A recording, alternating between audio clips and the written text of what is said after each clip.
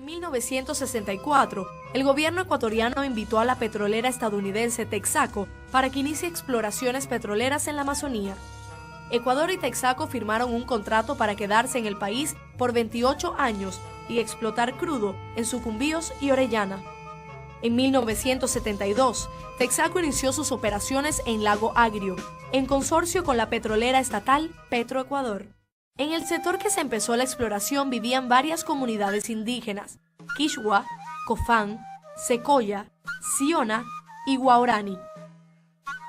Los amazónicos, la mayoría sin entender el español, no comprendían por qué extraños invadieron su territorio sin pedir permiso. Durante las operaciones, cerca de 18.000 millones de galones de aguas tóxicas fueron vertidas directamente en suelos y cuencas. Esta cantidad de petróleo vertida suma 30 veces más contaminación que el derrame accidental del buque petrolero de Exxon Valdez. Mientras la petrolera seguía operando, un grupo de amazónicos de Shushufindi se sintieron afectados por la exploración de la petrolera. Para organizarse de una mejor manera, decidieron fundar el Comité de Derechos Humanos de Shushufindi en 1989. Pablo Fajardo, oriundo de Manabí, quien había llegado a la ciudad años antes, se encargaba de recibir quejas y comentarios de los que vivían cerca de los campos. Reclamos sobre suelos negros con crudo, problemas leves y graves de salud llegaban todos los días a su oficina. En 1990, 2 años antes de que se acabe el contrato, Texaco transfirió las operaciones del consorcio al gobierno ecuatoriano, pero mantuvo su propiedad del 37% de la producción de petróleo. Durante su operación, Texaco perforó 350 pozos, de los que extrajo cerca de 1.700 millones de barriles de petróleo crudo. En 1992, Petroecuador se convirtió en el propietario del 100% de la concesión y Texaco dejó el país. 3 años después, empezó con el proceso de remediación ambiental que duró hasta 1998. El petróleo derramado en el agua y el suelo de la zona era imposible de ocultar. A inicio de los 90, Judy Kimberly, una abogada estadounidense, llegó a Ecuador para conocer la Amazonía como turista.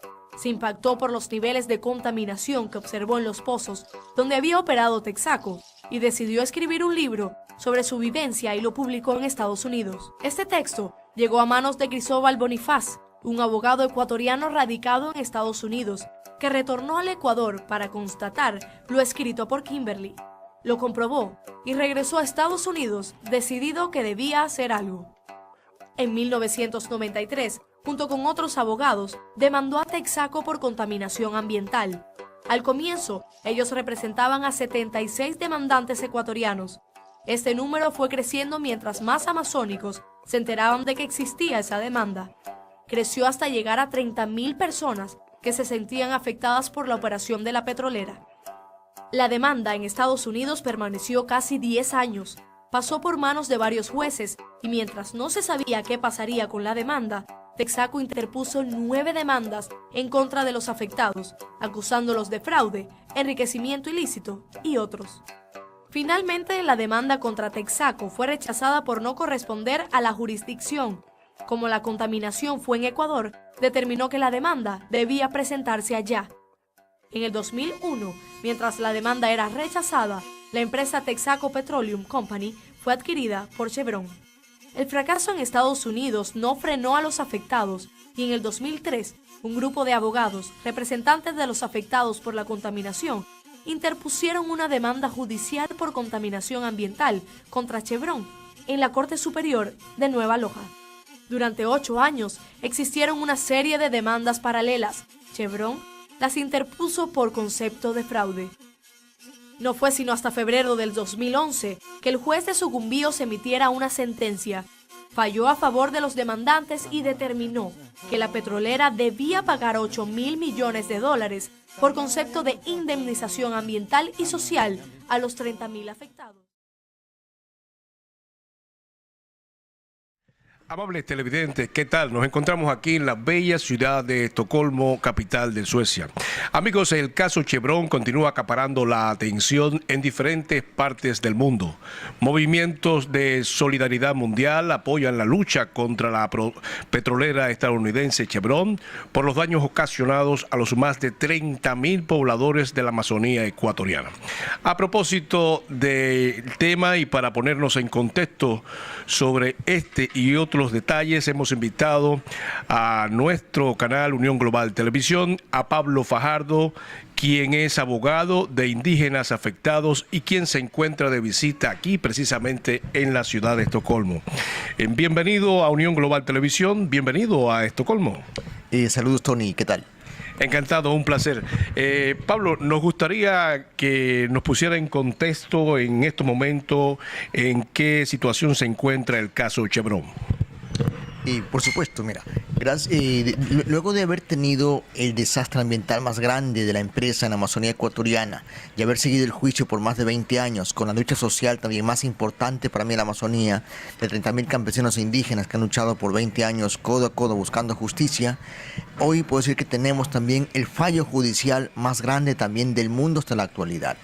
La empresa Chevron Corporation, el pasado 12 de noviembre del 2013, fue condenada en última instancia en las Cortes ecuatorianas a pagar la suma de $9.500 millones, lo que es un reto, un logro importante, que se encuentra culpable a esta empresa por el crimen cometido en Ecuador y se pone una importante sanción económica que será destinada en forma absoluta para reparar el daño causado en nuestra Amazonía ecuatoriana. Entonces, un estado del caso se encuentra allí. En la sentencia final de la Corte Suprema ecuatoriana, como dije antes, es un gran logro para el país y para el mundo entero. Pero no es únicamente eso. Como sabemos, la empresa Chevron no tiene activos en Ecuador. Y estamos obligados a recurrir a cortes extranjeras en otros países donde existen activos de Chevron para ejecutar la sentencia en esas jurisdicciones. Y hasta ahora tenemos 3 países donde hemos recurrido, que es Canadá, Brasil y Argentina. Evidentemente, realidades distintas en cada uno de ellos.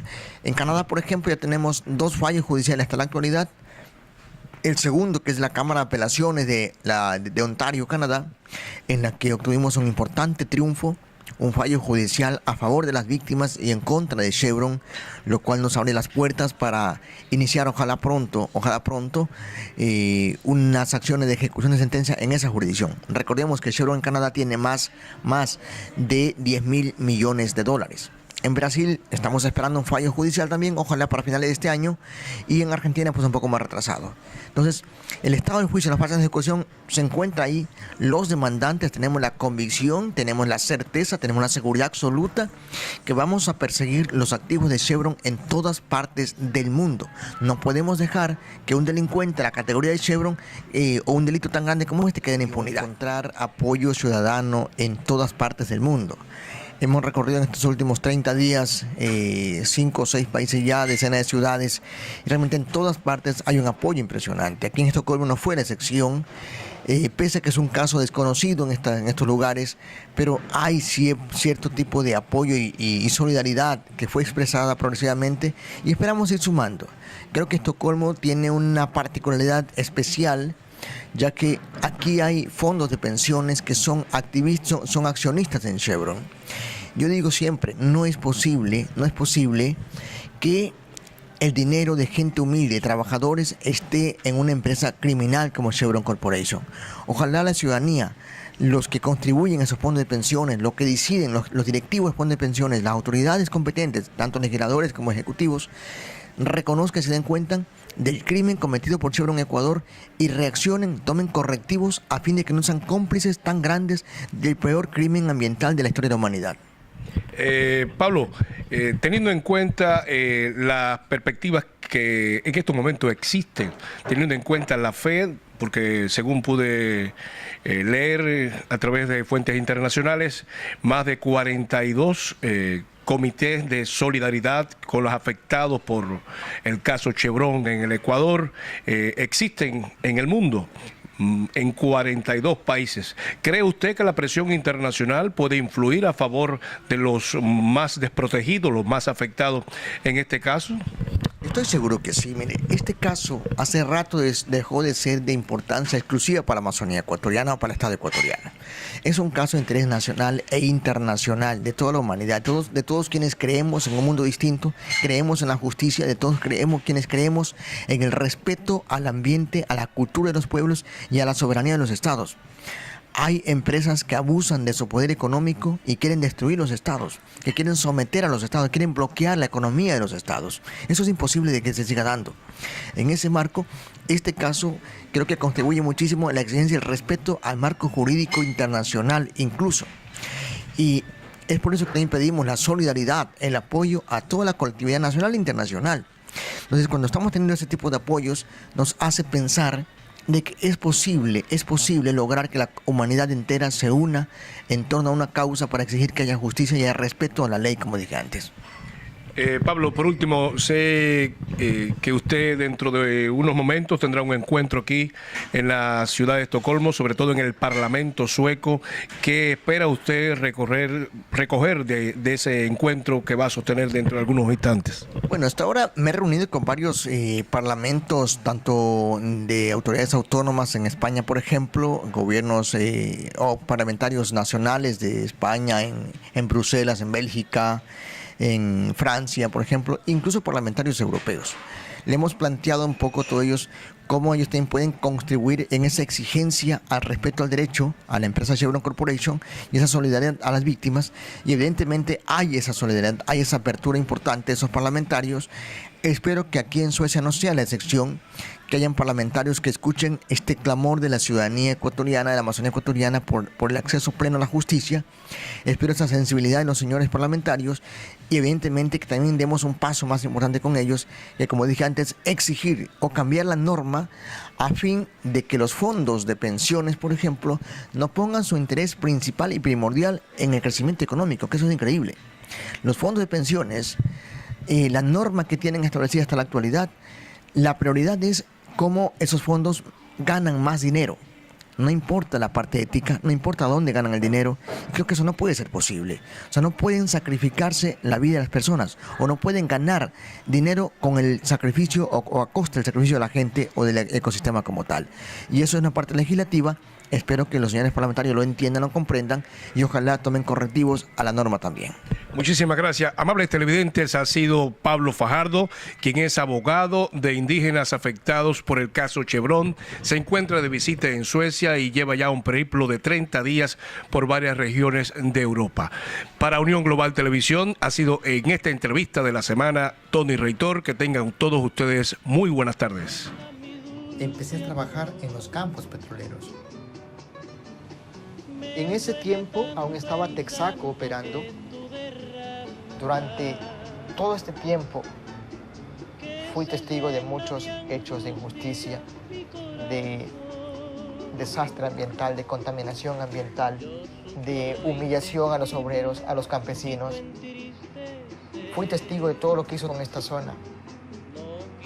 Yo viví esa realidad. Yo veía cómo salían gigantescas cortinas de humo de la estación. Vi los derrames que ocurrían.